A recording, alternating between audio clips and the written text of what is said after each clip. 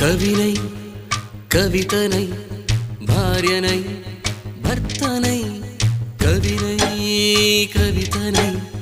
భార్యనై భర్తనై మల్లెల దారిలో మంచు ఎడారిలో మల్లెల దారిలో మంచు ఎడారిలో పన్నీటి జయ గీతాల కన్నీటి జలపాతాల నాతో